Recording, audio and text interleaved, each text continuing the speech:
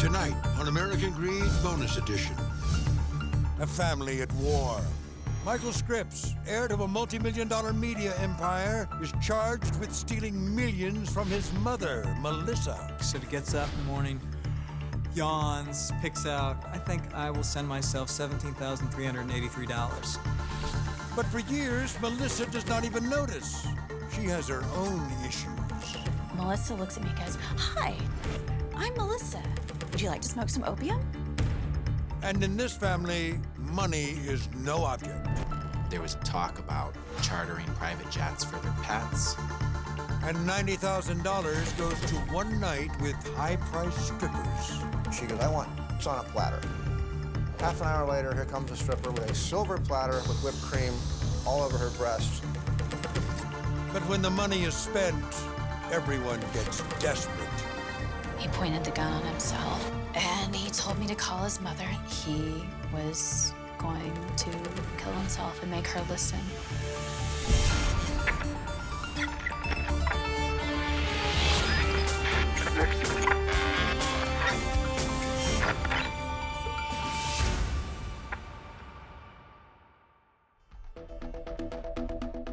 Government calls Melissa Scripps, Your Honor. In the spring of 2013, in the Philadelphia Federal Courthouse, Melissa Scripps, heiress to one of America's great family fortunes, takes the stand. Raise your hand. State your name, spell your last name. Melissa Scripps, S-C-R-I-P-S. She is here to testify against her only son, Michael. You see your son in the courtroom here today. Yes. She says he stole millions of dollars of her money over 5 years. On May 2, 2002, did you authorize $3,000 to be transferred from your account to your son Michael's? No.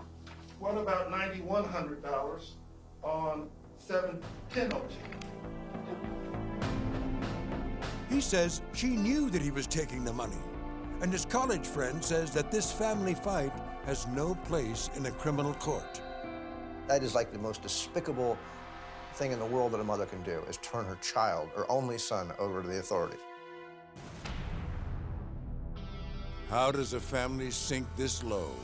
Especially a family that once stood so high. Melissa Scripps is the great-granddaughter of James E. Scripps, who more than a century ago starts a newspaper that is wildly popular. His newspaper began as the Evening News, which had a broad circulation that would give you all the news of the day in sort of layman's speak. And it worked, and it worked well. His son, William, carries on that success, starting his own car company and launching the first news radio station in the U.S. And a fortune is made. By the 1920s, the family is living the mansion life outside of Detroit. This is the world that Melissa Scripps grows up in. Her parents lived the lifestyle of very privileged people. They were one of the most prominent families in Detroit. But what is important today is what the Scripps did with the money they made. When people think of the Scripps family, they don't necessarily think of how the money was created. Really, the legacy of the Scripps family is how the money was given away. Scripps' money goes to start the Detroit Institute of Arts, to support the Detroit Conservatory, and to create an internationally respected school and art center called Cranbrook. And so, as the fourth generation of Scripps become adults, there is much at stake. They had a legacy to protect, in a sense, a very positive legacy to protect. And by the 1970s, responsibility for protecting the Scripps family name in Detroit, in part, falls to Melissa Scripps. Well, I think a big name can be complicated because it's big shoes. Karen Weisgerber is a psychologist with Cambium Consulting and works with high net worth families just like the Scripps. It's like walking onto a stage, it's already been set, but you can really live it and live it large. Joining Melissa Scripps on that stage is her older brother, David. David has a mental disability. I don't know that it was ever diagnosed. I would most closely describe it as like an autism situation. David is a kind, sweet man. He's just a happy guy. Melissa Scripps permitted her attorney, Chris Pixley, to speak on her behalf. Melissa, by virtue of being a woman at the time that she was born, wasn't expected necessarily to hold a job. She had no formal education beyond high school. And that leaves Melissa in a tough position. What you're essentially being told is there's no expectation of you at all. It's a real question as to what you're going to find in your life to get attached to and to pull you forward in your life. As a young woman, Melissa lives the life of a socialite. She marries at age 23, divorces and remarries at age 25. Her son Michael is born in 1976. And then in 1986, Melissa and David get access to seriously big money when the Gannett Company takes over the Scripps family business.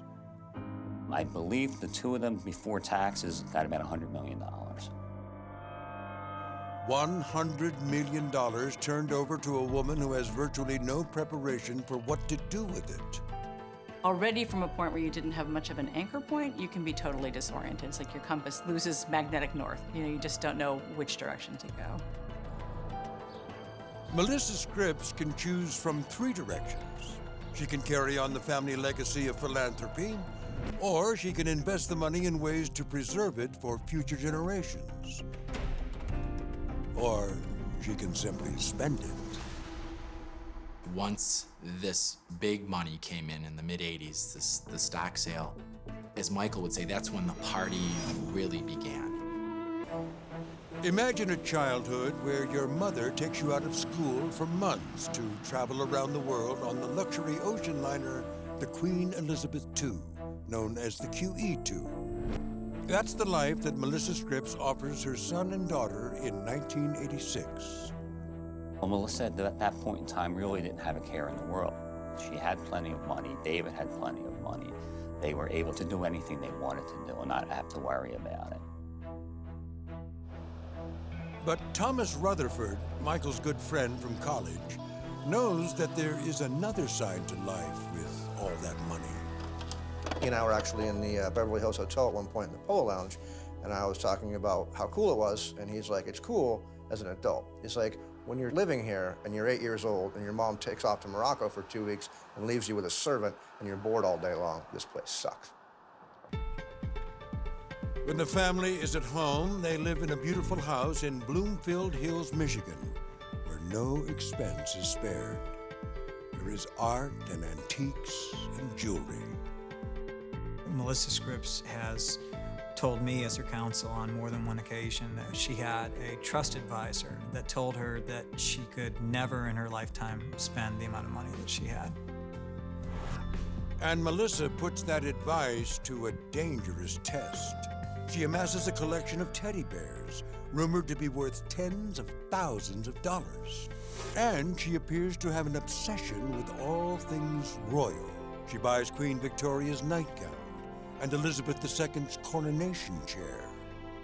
And Melissa is exceedingly generous with her children, giving them so much. Michael cultivates an expensive interest in military history.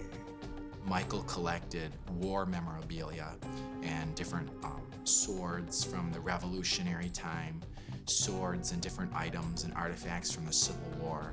These items were worth tens of thousands of dollars.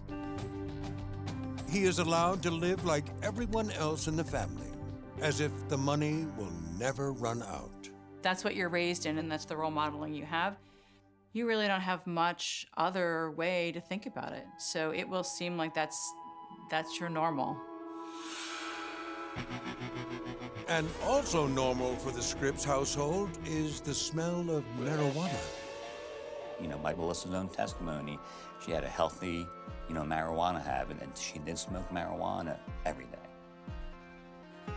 By the time Michael is a teenager, his house is known as the Fun House.